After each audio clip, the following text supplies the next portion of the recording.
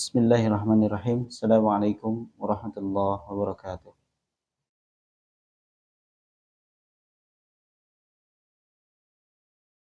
Innal hamdalillah nahmaduhu wa nasta'inuhu wa nastaghfiruh wa na'udzu billahi min shururi anfusina wa min sayyiati a'malina.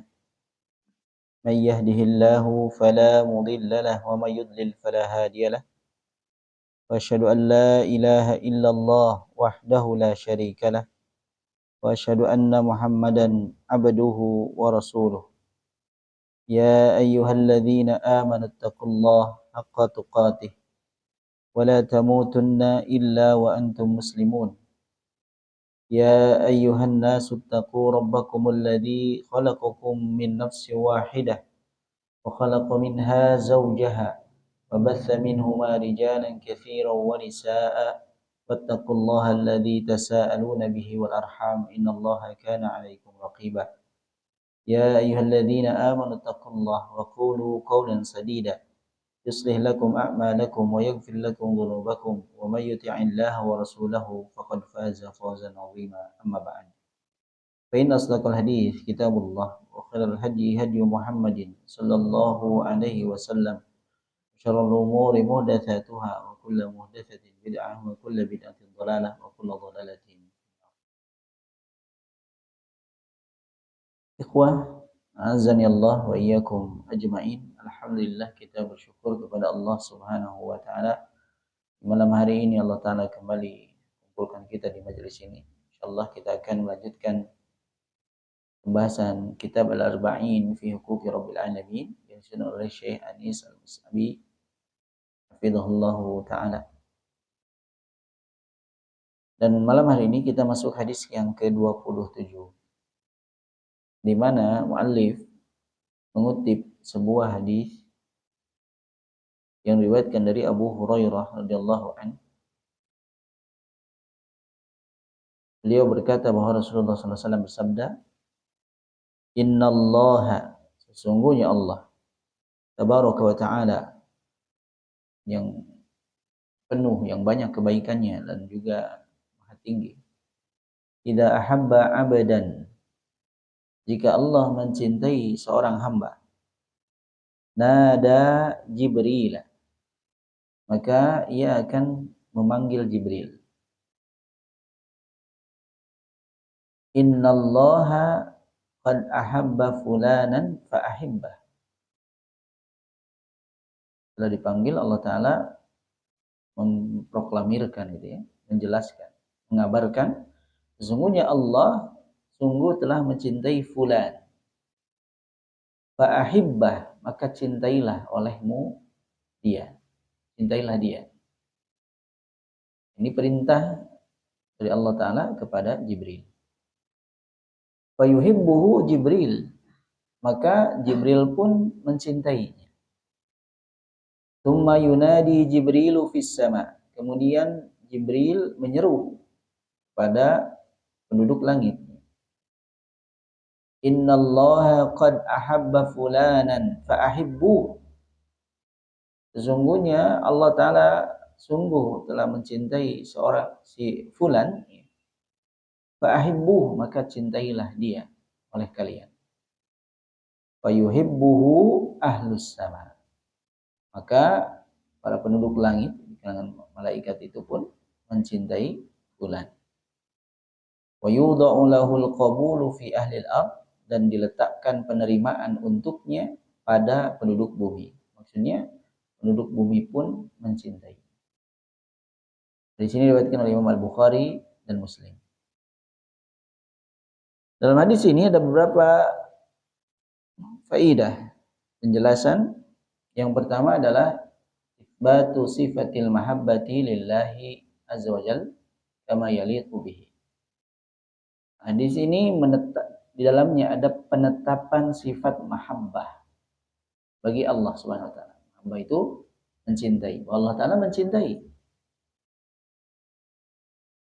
sebagaimana yang layak untuknya. Sifat ini sebagaimana yang pernah kita pelajari. Sifat Allah Ta'ala itu ada yang dzatiyah, ada yang fi'liyah. Dzatiyah itu yang melekat kepada zat, Fi'liyah itu yang berkaitan dengan masyiah, kehendak. Allah menciptakan, Allah memberikan rizki, Allah Ta'ala mengatur, itu fi'liyah, perbuatan. Termasuk diantaranya mahabbah, Allah mencintai. Ini fi'liyah, perbuatan Allah Subhanahu wa Ta'ala. Dan perbuatan Allah Ta'ala ini berkaitan dengan masyiah. Jika Allah Ta'ala menghendaki, maka Allah Ta'ala akan mencintai. Dan tentunya ada sebab-sebab kenapa Allah Ta'ala mencintai seorang hamba. Nanti insya Allah juga kita akan singgung sedikit. Dikatakan oleh Syekhul Islam Ibnu Taimiyah rahimahullah ta'ala mengatakan, alladzi dalla alaihi alkitab wa sunnah wa tafaqa alaihi salaful ummah wa immatuha wa jami'u masyayikhit thariq, anna Allah yuhibbu wa yuhab. Yang ditunjukkan oleh Al-Qur'an, As-Sunnah, dan disepakati oleh para salaful ummah, juga para pemimpin dari umat ini, serta seluruh masyayikh, seluruh syekh di jalan ini. Apa yang disepakati? Bahwa Allah Ta'ala itu mencintai dan dicintai. Yang mencintai berarti ini adalah sifat Allah Subhanahu wa Ta'ala, sifat fi'liyah, Allah mencintai. Dan Allah pun dicintai. Hamba-hambanya itu mencintai Allah Subhanahu wa Ta'ala. Orang yang beriman mencintai Allah Subhanahu wa Ta'ala. Inilah kemudian yang justru ditolak oleh sebagian kelompok yang menyimpang dengan alasan bahwa mencintai itu adalah sifat makhluk. Kalau mirip kayak makhluk. Tapi tadi tegaskan bahwa sifat Allah Ta'ala itu adalah sifat yang layak bagi Allah Ta'ala, yang sempurna, jauh dari kekurangan. Berbeda dengan sifat makhluk, meskipun namanya sama. Makanya dalam timbangannya disebutkan laisa kamitslihi syai' wa huwas samiul basir. Allah Ta'ala Maha mendengar lagi Maha melihat. Mendengar dan melihat pun itu sifatnya ada pada makhluk. Tetapi tidak bisa dibandingkan sifat mendengar makhluk dengan sifat mendengar Allah. Begitu pula mencintai Allah, sifat mencintai bagi Allah itu tidak sama seperti sifat mencintai yang ada pada makhluk. Yang cintanya itu gitu ya, kadang-kadang berdasarkan kepentingan dan lain sebagainya. Tapi Allah Ta'ala pun mencintai dengan cinta yang layak dengan keagungan Allah Subhanahu wa Ta'ala, dan juga sempurna, jauh dari kekurangan.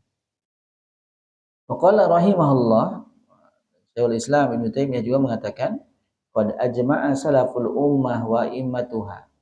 Para salaf dan juga para imam dari umat ini telah sepakat ala itsbati mahabbatillahi ta'ala li ibadihil mu'minin wa mahabbatihim lahu. Ya, sepakat apa? Menetapkan sifat mahabbah bagi Allah Ta'ala. Allah Ta'ala itu mencintai hamba-hambanya yang beriman, dan orang-orang beriman pun mencintai Allah Subhanahu wa Ta'ala. Dan ini adalah aslu dinil khalil imamil hunafa. Ini adalah pokok dari agama Al-Khalil alaihissalam, Ibrahim alaihissalam, pemimpinnya para hunafa, orang-orang yang lurus, orang-orang yang lurus. Maka penetapan sifat mahabbah bagi Allah Subhanahu wa Ta'ala jangan sampai kita palingkan kepada makna lain sebagaimana yang dilakukan oleh sebagian kelompok menyimpang. Mereka beranggapan bahwa di dalamnya itu ada tasbih, penyerupaan terhadap sifat makhluk, sehingga ditolak. Tapi kalau mau nolak, dalilnya sudah terlalu banyak. Innallaha yuhibbut tawwabin wa yuhibbul mutatahhirin. Innallaha yuhibbul muttaqin. Banyak dalil-dalil yang menyebutkan mahabbahnya Allah Ta'ala. Ya. Bahwa Allah Ta'ala mencintai. Kalau ditolak berarti Kalau dihapuskan agak berat nih, soalnya dalilnya banyak. Akhirnya dipalingkan maknanya, diubah maknanya, sehingga tidak dimaknai dengan mencintai, tetapi meridhoi. Ya. Jadi cinta itu maknanya ridho. Allah ridho terhadap orang-orang bertakwa dan lain sebagainya. Nah, ini memalingkan makna dari makna zahirnya, makna asalnya. Sementara Ahlussunnah wal Jamaah sebagaimana yang sudah kita pelajari menetapkan sifat sebagaimana dijelaskan, ditunjukkan oleh dalil Al-Quran maupun As-Sunnah, sebagaimana dipahami juga oleh para salafus saleh. Itu yang kita lakukan tanpa menanyakan bagaimananya, tanpa menyerupakan dengan makhluk, ya, tanpa mengganti maknanya, apalagi menolak sifat tersebut. Kita tetapkan karena dalilnya ada, termasuk diantaranya sifat mahabbah. Nah, ketika kita melihat bahwa para ulama pun sepakat bahwa Allah Ta'ala mencintai orang-orang yang beriman, dan orang yang beriman pun mencintai Allah Ta'ala. Ya. Dan bahkan banyak orang mengakui mencintai Allah. Banyak orang pun mengaku mencintai Allah. Maka pengakuan sepihak itu tidak bisa dijadikan ukuran. Makanya Imam Ibnu Qayyim mengatakan, laisa sya'nu an tuhib walakinna sya'na an tuhab. Yang jadi ukuran itu bukan engkau mencintai, tetapi yang jadi ukuran apakah engkau dicintai. Nah, ini masalah. Nah, ketika seseorang mengaku mencintai Allah Subhanahu wa taala, maka hendaknya ia pun berusaha membuktikan kecintaannya kepada Allah Subhanahu wa taala agar Allah taala pun mencintainya, begitu. Kalau dalam bahasa kita mungkin agar tidak cintanya itu tidak bertepuk sebelah tangan, hanya mengaku-ngaku saja. Tapi ternyata Allah tidak mencintainya. Maka orang-orang yang beriman, yang mencintai Allah Subhanahu wa taala, ia membuktikan kecintaannya ya dengan cara ya melakukan usaha-usaha yang itu diridhoi oleh Allah Subhanahu wa taala, sehingga Allah taala pun mencintainya. Dan dalil-dalil yang menyebutkan bahwa Allah taala mencintai orang yang bertakwa, Allah taala mencintai orang yang bertaubat. Nah, itu berarti itu adalah langkah-langkah agar meraih cinta Allah. Ketika kita membaca banyak ayat yang di dalamnya menggambarkan kecintaan Allah, Allah mencintai orang yang mutatahhirin, yang menyucikan diri, ya, baik secara fisik maupun batinnya. Ya. Fisik dari kotoran, ya, batin dari kotoran hati. Ya, ini sesuatu yang dicintai Allah Ta'ala. Maka kita berusaha untuk menempuh jalan itu, jalan yang dicintai Allah Ta'ala. Termasuk diantaranya jalan yang dicintai Allah Ta'ala adalah ibadah. Ya. Karena Syekhul Islam Ibnu Taimiyah juga ketika mendefinisikan ibadah, sebagaimana yang pernah kita pelajari, ibadah itu adalah sebuah ungkapan yang mencakup segala sesuatu yang dicintai dan diridhoi oleh Allah Ta'ala. Ya. Baik berupa perkataan ataupun perbuatan yang zahir maupun yang batin, begitu. Jadi ibadah ini pun salah satu cara agar kita meraih cintanya Allah Subhanahu wa taala. Karena mau seberapa keras pun seseorang mengucapkan bahwa ia mencintai Allah Ta'ala tapi tidak membuktikannya, ya, maka Allah Ta'ala pun tidak akan membalas cintanya, atau Allah Ta'ala tidak akan mencintainya. Karena tadi ia tidak menempuh jalan yang itu menyebabkan cintanya Allah Ta'ala kepadanya. Maka kemudian muallif hafizahullah Ta'ala melanjutkan bahwa mahabbatul abdi li rabbih, Ini menunjukkan kebalikan bahwa selain Allah Ta'ala mencintai hamba, maka hamba itu pun mencintai Allah Ta'ala. Dan di dalamnya ini ada beberapa faidah ya, ketika berkaitan tentang cintanya hamba kepada Allah Subhanahu wa taala. Ikhwah azani Allah wa iyyakum ajmain. Cinta ini adalah salah satu rukun ibadah. Nah, rukun ibadah itu ada berapa? Ada 3. Ada mahabbah, ada khauf, ada roja. Mahabbah ini dimisalkan seperti kepala. Khauf dan roja itu dimisalkan seperti kedua sayap. Kepala ini tidak ada kepala, tidak ada mahabbah. Bagaimana seseorang itu bisa beribadah kepada Allah Subhanahu wa taala tanpa didasari dengan kecintaan? Tetapi kecintaan saja tidak cukup. Agar bisa sampai kepada Allah Subhanahu wa taala, sampai kepada keridhaan Allah Subhanahu wa taala, ada 2 sayap yang mesti diseimbangkan.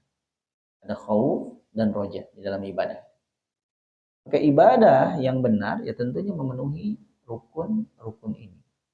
Ada mahabbah, mencintai Allah Ta'ala, sehingga ibadahnya itu dibangun di atas kecintaan kepada Allah Subhanahu Wa Ta'ala, tidak merasa terpaksa.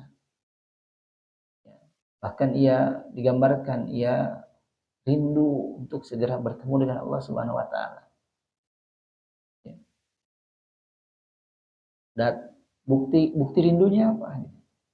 Yang mungkin terlihat klise gitu. Bagaimana seorang itu senantiasa bersiap, dalam kondisi siap untuk melaksanakan sholat berjamaah misalnya. Sehingga bahkan sebelum dikumandangkan adzan ia sudah bersegera untuk menuju masjid. Rindu ingin segera ya bermunajat dengan Allah Subhanahu wa taala, beribadah kepada-Nya. Nah, ini kecintaan, tidak ada yang menggerakkannya itu kecuali mahabbah. Dan khauf serta roja, harap dan takutnya itu adalah penyeimbang dalam ia melaksanakan ibadah. Nah, jika dominan salah satu, ya, ia tidak akan mencapai tujuan yang diharapkan. Dan mahabbah ini adalah salah satu sumber kebahagiaan. Ketika suatu aktivitas itu dilakukan, bahkan bukan ibadah sekalipun, suatu aktivitas yang kita lakukan karena dasar suka, kecintaan, kita akan melakukannya dengan senang hati, tidak merasa terpaksa, karena ini hobi saya, ya. Maka ibadah itu tidak akan terasa berat bagi orang-orang yang ia benar-benar mencintai Allah Subhanahu wa taala, mengharapkan apa yang ada di sisi Allah Subhanahu wa taala. Bahkan ia berbahagia, ya.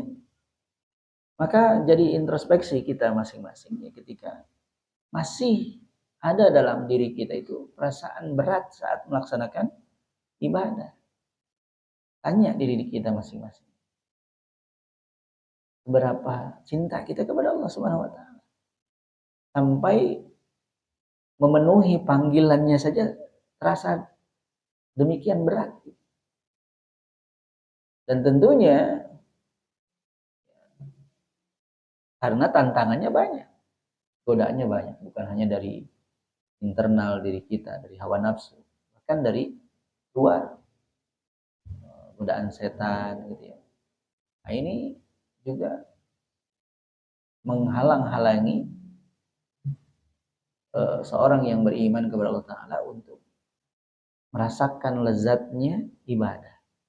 Bagaimana digambarkan bahwa setan itu tidak berhenti mengganggu orang yang sholat sampai ia lupa sudah berapa rakaat. Lihat ya, sholatnya sampai lupa sudah berapa rakaat.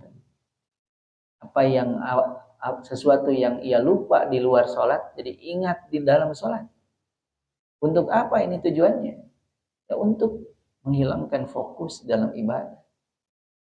Yang fokus dalam ibadah ini, kehusyuan, ini juga salah satu wujud buah dari kecintaan kita di dalam terhadap Allah Ta'ala dalam ibadah.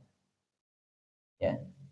Sama bagaimana disebutkan dalam hadis, ketika seorang hamba itu tidak akan merasakan lezatnya keimanan sampai hatta yakuna, ya, Allah wa rasuluhu ahabba ilaihi mimma siwahu, sampai Allah Ta'ala dan Rasulnya itu lebih dia cintai daripada selain keduanya. Ya. Tidak akan terasa nikmatnya keimanan itu sampai terasa seperti itu. Dan untuk merasakan itu tentunya berat.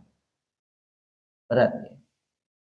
Kita mencintai keluarga, mencintai pasangan, mencintai anak gitu ya. Ya, yang kadang pikiran-pikiran tentang hal dunia tersebut ya, membuat kita kadang-kadang turun ya, kualitas keimanan kita itu, kualitas kehusyuan kita, kualitas tawakal kita kepada Allah Subhanahu wa taala dan ibadah kita kepada Allah Subhanahu wa taala. Karena banyaknya rintangan-rintangan dan cobaan-cobaan di dalam ibadah. Tapi ketika seseorang sudah yang merasakan kecintaan kepada Allah Subhanahu wa taala, dan tentunya cinta kepada Allah taala itu akan semakin kuat ya seiring dengan pengenalan seorang hamba terhadap Allah Subhanahu wa taala. Semakin kenal tentang kesempurnaan Allah taala, semakin kenal tentang kemurahan Allah Subhanahu wa taala, kasih sayang Allah Subhanahu wa taala kepada kita, kita akan semakin cinta kepada Allah taala. Kalau masih ada satu waktu di mana kita muncul dalam diri kita pertanyaan, keraguan, mempertanyakan ketetapan Allah Ta'ala. Kenapa begini? Sesuatu yang tidak kita harapkan. Bahkan, waliyadzubillah, sampai berburuk sangka kepada Allah Ta'ala. Berarti pengenalan kita terhadap Allah Subhanahu wa Ta'ala itu belum sesuai dengan yang hakikat. Belum semestinya. Masih ada perkara yang belum kita pahami, ketahui tentang Allah Subhanahu wa taala. Maka ketika semakin kita mengenal Allah Subhanahu wa taala, itu akan menimbulkan kecintaan kepada Allah Subhanahu wa taala. Semakin kita cinta kepada Allah taala, hidup kita semakin tenang dan semakin bahagia. Dan tidak ada seorang pun yang selamat dari siksa Allah Subhanahu wa taala kecuali ia tadi ya, mencintai Allah Subhanahu wa taala. Dan mencintai Allah taala itu bukan hanya sekedar pengakuan tadi ya. Bukan hanya sekedar pengakuan saja, tetapi mencintai Allah taala dengan bukti-bukti. Ya, jika demikian ya pasti selamat insyaallah. Ya. Seorang yang mencintai Allah taala lalu ia membuktikan cintanya dengan taat kepada Allah taala, menjauhi larangannya, melakukan semua perintahnya. Ya. Semaksimal yang ia mampu. Ya, maka ini akan menyelamatkannya dari siksa Allah Subhanahu wa taala. Maka kecintaan kepada Allah Subhanahu wa taala pun akhirnya akan menimbulkan kerendahan, yang merendahkan diri di hadapan Allah Subhanahu wa taala. Semakin seseorang cinta kepada Allah Subhanahu wa taala, semakin ia tahu bahwa ia banyak kekurangan, ia bergantung kepada Allah Subhanahu wa taala dan tidak ada tempat lagi untuknya dalam tawakal, dalam bergantung, tidak ada tempat lagi selain kepada Allah Subhanahu wa taala. Maka bahkan disebutkan bahwa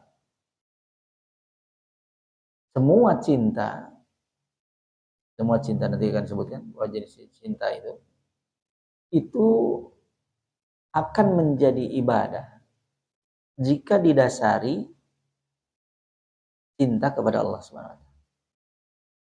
Seorang mencintai anaknya, seorang mencintai saudaranya, seseorang mencintai keluarganya karena Allah, ya, karena Allah, maka itu jadi ibadah.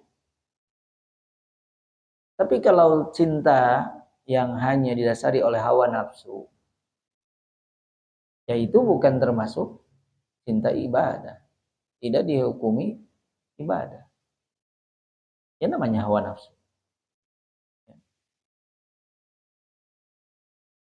Itu dorongan-dorongan dari nafsunya. Ya. Dan tidak ada yang boleh dicintai zatnya, secara zatnya, kecuali Allah. Tidak ada yang boleh dicintai zatnya itu kecuali Allah Ta'ala. Tidak layak seorang mencintai makhluk secara zatnya.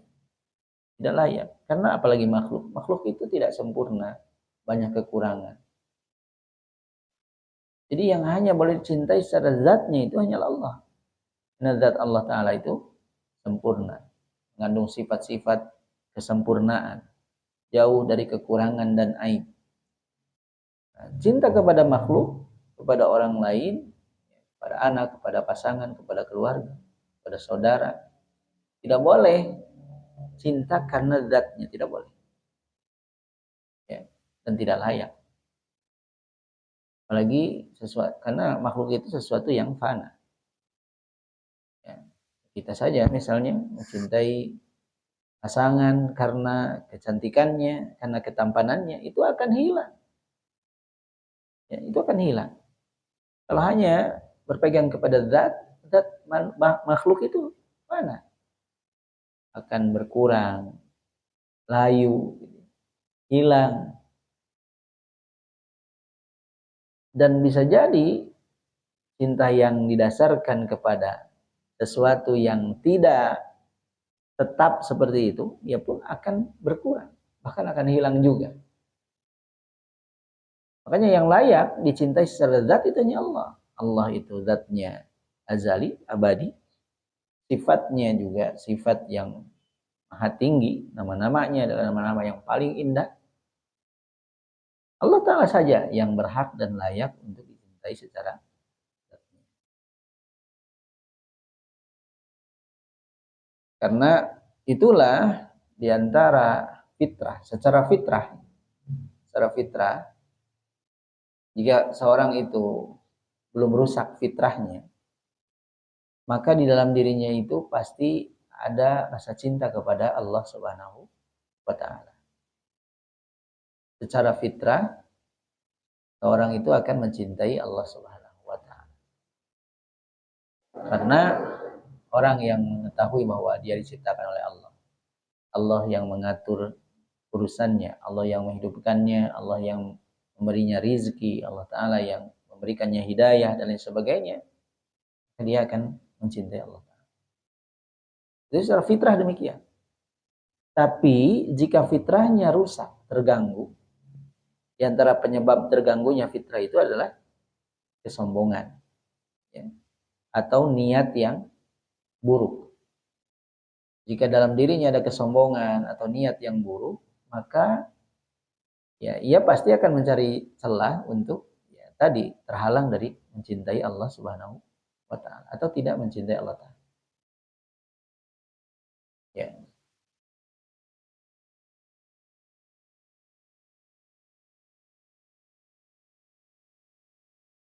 Adapun tadi disebutkan mencintai selain Allah, ya, mencintai makhluk, mencintai selain Allah itu ada beberapa macam. Ya, ada beberapa macam. Yang pertama ada al-mahabbatu syirkiyah. Ya. Cinta yang syirik. Wahia syirkun akbar. Ini adalah syirik akbar. Dan di antara bentuk syirik akbar adalah syirkul mahabbah, syirik dalam kecintaan. Faman ahabba makhluqan mithla ma yuhibbul khaliqa fahuwa musyrik. Jika seseorang mencintai makhluk seperti mencintai Allah, maka orang ini melakukan kesyirikan. Apalagi melebihi. Ya. Semisal saja sama-sama mencintai, ini syirik. Apalagi lebih mencintai makhluk daripada Allah. Yang semisal saja, ya, setara mencintai Allah 50% misalnya, mencintai makhluk itu 50%, setara, ini syirik. Apalagi mencintai makhluk lebih daripada mencintai Allah. Dan dalam ayat disebutkan, walladzina amanu asyaddu hubban lillah. Dan orang yang beriman itu lebih besar cintanya kepada Allah Subhanahu wa taala. Sebutkan dalam surah Al-Baqarah sebelumnya, dalam surah Al-Baqarah ayat 165 Allah taala berfirman, wa minan nas, dan di antara manusia, may yattakhidhu min dunillahi andadan, ada yang menjadikan tandingan-tandingan selain Allah Subhanahu wa taala. Yuhibbunahum kahubbillah, mereka mencintai tandingan-tandingan itu seperti mencintai Allah. Nah, ini syirik. Ini syirik. Lalu bagaimana sikap orang yang beriman? Walladzina amanu asyaddu hubban lillah. Sementara orang yang beriman itu cintanya kepada Allah lebih besar. Ya, lebih besar daripada yang lainnya. Maka dalam urusan mencintai makhluk semisal seperti mencintai Allah, ini sudah jatuh ke dalam kesyirikan. Dan syiriknya syirik akbar. Bisa mengeluarkan pelakunya dari agama Islam. Ya. Kemudian jenis yang kedua adalah al-mahabbatul muharramah. Cinta yang diharamkan. Apa cinta yang diharamkan? Cinta yang diharamkan adalah asalnya cinta yang hukumnya mubah, boleh. Tetapi mencintai yang asalnya hukumnya boleh itu menyebabkannya melakukan sesuatu yang diharamkan atau menyebabkannya meninggalkan sesuatu yang diwajibkan. Cinta kepada pasangan hukumnya boleh, cinta kepada keluarga hukumnya boleh, cinta kepada anak hukumnya boleh. Tetapi jika cinta kepada orang-orang yang dibolehkan ini, cinta yang dibolehkan ini menghalangi dari melakukan kewajiban atau mendorong untuk melakukan keharaman, maka ini cinta yang haram. Orang mencintai pasangannya, ingin menyenangkan pasangannya, sampai ia mengambil sesuatu yang bukan haknya hanya untuk menyenangkan pasangannya. Nah, kecintaan yang asalnya boleh ini menjadi haram. Karena tadi ia berdampak kepada pelanggaran syariat. Ya, pelanggaran syariat. Maka jangan sampai tadi kecintaan kita terhadap nikmat-nikmat yang sesuai dengan syahwat. Ini syahwat ya. Ujian kita ya syahwat atau syubhat. Yang syahwat ini yang sesuai dengan hawa nafsu kita. Jangan sampai menghalangi kita dari ketaatan kepada Allah Subhanahu wa taala. Ya. Jangan sampai melalaikan, jangan sampai dunia itu melalaikan kita dari akhirat. Ini tujuannya. Saking cintanya terhadap dunia sampai ia rela melakukan apa saja untuk meraih sebaik banyaknya dunia. Nah, ini asalnya boleh, tetapi karena akhirnya menggiringnya kepada pelanggaran syariat, maka jadi haram. Jenis yang ketiga adalah al-mahabbatut tabi'iyah. Cinta yang tabi'i, sesuai dengan tabiat manusia. Itu kecondongan seseorang ila ma yulaimu tabahu kamahabbatil atsyanil ma, sebagaimana orang yang haus mencintai air. Nah, ini tabi'i. Ya, memang tabiatnya begitu. Orang yang lapar cinta kepada makanan. Ya. Cinta kepada pasangan, cinta kepada anak, tadi hukumnya adalah cinta yang tabi'i, seperti pasangan sendiri ya, bukan pasangan orang lain. Ya. Nah, ini tabi'i. Ya. Maka yang tabi'i ini boleh hukumnya. Tetapi tadi jangan sampai malah menghalangi dari ketaatan kepada Allah Subhanahu wa taala. Karena nanti yang asalnya boleh malah jadi hukumnya haram. Nah, dari hadis ini kita bisa mengambil beberapa faidah di mana ketika Allah taala sudah mencintai seorang hamba, Allah taala akan mengingatnya. Bukan berarti Allah taala lupa kepada yang lain, tidak. Bukan hanya sekedar mengingatnya, Allah taala mengabarkannya kepada makhluk yang paling mulia, yaitu Jibril dari kalangan malaikat. Dipanggil Jibril, sampaikan bahwa Allah mencintai fulan. Ya tentunya kecintaan Allah Ta'ala ini ya ada sebabnya. Fulan ini melakukan sebab-sebab yang membuat Allah Ta'ala mencintainya. Dan Allah Ta'ala menyatakan kecintaannya ini, bahkan memerintahkan Jibril pun ikut mencintainya. Ya, ketika Allah Ta'ala mencintai seorang hamba, maka Allah Ta'ala akan senantiasa bersamanya dengan pengawasan, dengan pertolongan, ya, dengan bantuan. Itu tadi ya. Makanya yang jadi masalah itu apakah kita dicintai atau tidak. Kalau hanya mengaku-ngaku saja, tapi ternyata Allah tidak mencintai, maka ia tidak akan mendapatkan faidah ini. Allah Ta'ala akan menjaganya, Allah Ta'ala akan menolongnya, Allah Ta'ala akan mengawasinya terus.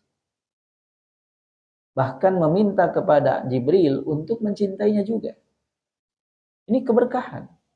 Bagaimana nanti malaikat yang ada di langit semuanya pun atas kabar dari Jibril, ini pun akhirnya ikut mencintainya. Dan akhirnya penduduk bumi pun ikut menerimanya, mencintainya juga. Lihat. Ini buah dari kecintaan Allah Subhanahu wa taala. Sehingga orang-orang yang dicintai Allah Ta'ala itu akan mulia ya, di sisi Allah Ta'ala, di langit dan juga di bumi. Meskipun tentunya ini adalah janji Allah Ta'ala, dan kita tidak mempertanyakan janji Allah Ta'ala, tidak meragukan janji Allah Ta'ala. Allah Ta'ala itu la yukhliful mi'ad. Allah Ta'ala tidak akan menyalahi janjinya. Masalahnya apakah kita termasuk orang yang layak mendapatkan janji ini? Ini yang harus menjadi perhatian kita. Dan di antara ayat yang diturunkan berkaitan cinta kepada Allah Subhanahu wa taala yang oleh para ulama disebut ayat ujian ya, adalah ayat tentang perintah untuk mengikuti Nabi Sallallahu Alaihi Wasallam. Qul in kuntum tuhibbunallah fattabi'uni yuhibbukumullah. Katakanlah, jika kalian benar-benar mencintai Allah, lihat ini. Fattabi'uni, maka ikutilah aku. Aku di sini adalah Rasulullah SAW. Jadi ittiba kepada Rasul adalah cara kita untuk dicintai oleh Allah Ta'ala. Jadi ini seruan bagi orang-orang yang mengaku mencintai Allah. Caranya apa? Ikuti Nabi Sallallahu Alaihi Wasallam. Ittiba kepada ajaran yang dibawa oleh Nabi Sallallahu Alaihi Wasallam.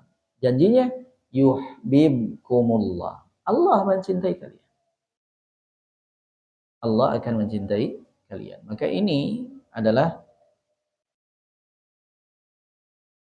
sesuatu yang bisa kita usahakan untuk meraih cinta Allah Subhanahu wa taala dengan bersabar mengikuti jalan yang telah dicontohkan oleh Nabi Sallallahu Alaihi Wasallam. Itulah mungkin beberapa faidah yang bisa kita ambil dari hadis ini. Mudah-mudahan ada faidah dan manfaatnya. Kita cukupkan, naktafi bihadzal qadar. Subhanakallahumma bihamdika asyhadu an la ilaha illa anta astaghfiruka wa atubu ilaik. Astaghfirukum. Assalamualaikum warahmatullahi wabarakatuh.